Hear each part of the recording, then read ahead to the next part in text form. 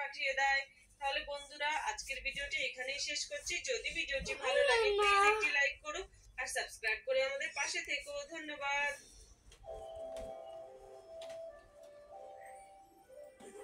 যে শব্দ দিয়ে শুরু হয়েছিল এই পথ চলা, কাছে আসা উষ্ণতায়, ভালোবাসার আর বিশ্বাসে সবার রাস্তা ফ্রেশ।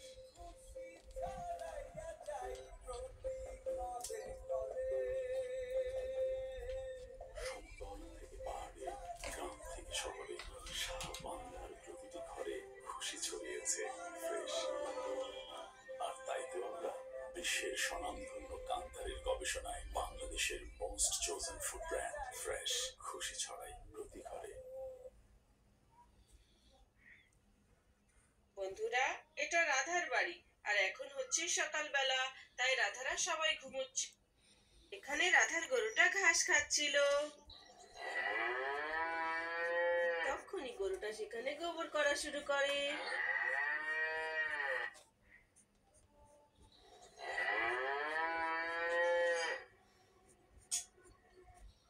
তখনই গরুটার আওয়াজে গুড্ডুর ঘুম ভেঙে যায়।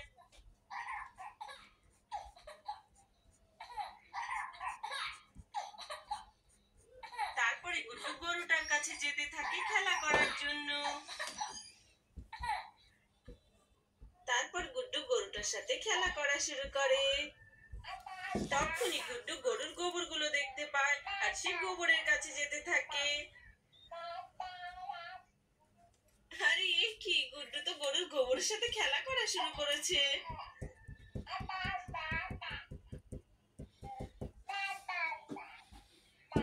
তারপর গুড্ডু গোবর টোবর মেখে একদম ভূত হয়ে যায়। চলো উঠে যাই। আরে এ কি, গুড্ডু কোথায় গেল? সকাল সকাল গুড্ডুটা আবার কোথায় চলে গেল? চলো উঠে দেখি তাড়াতাড়ি করে।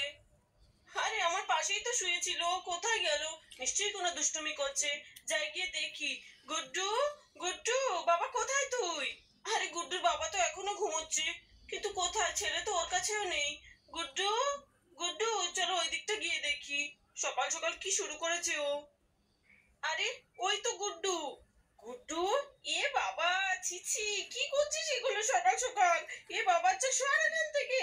গোবর টোবর দিয়ে কি করেছে এই ছেলেটাও, না কি করে, ওর কোনো ঘৃণা বৃত্তি নেই।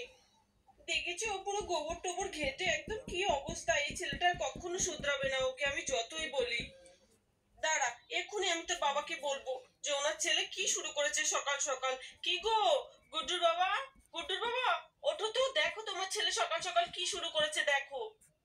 আরে ওঠো না গুড্ডুর বাবা, দেখো না কি করেছে ছেলে, একটু ওঠো।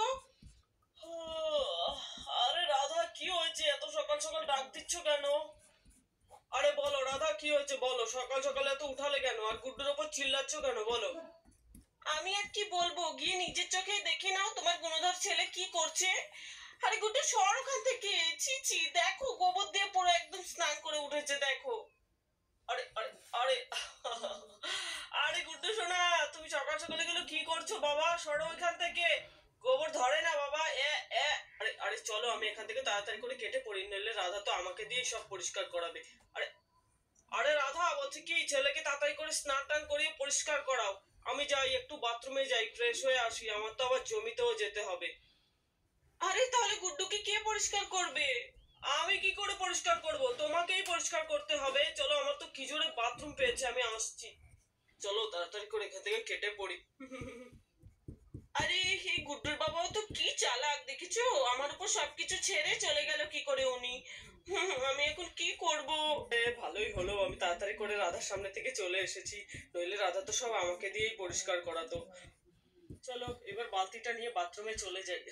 আমি মিথ্যেই কখন বললাম, আমার তো সত্যি সত্যি পেয়ে গেছে। এই রাধাটা ঘুম থেকে ওঠালেই আমার এরকম হয়। আরে বাথরুমটা কত পরিষ্কার দেখেছো, আমার রাধা সব সময় পরিষ্কার পরিচ্ছন্ন করে রাখে আমাদের বাথরুমটা। চলো বালতি এখানটা রেখে দিয়ে এবার তাড়াতাড়ি করে বসে পড়ি। দাঁড়াও আগে পর্দাটা লাগিয়ে দিই। চলো পর্দাটা তো ভালো করে লাগিয়ে দিয়েছি, এবার আমি বসে পড়ি, আমার তো খুব জোরে বাথরুম পেয়েছে।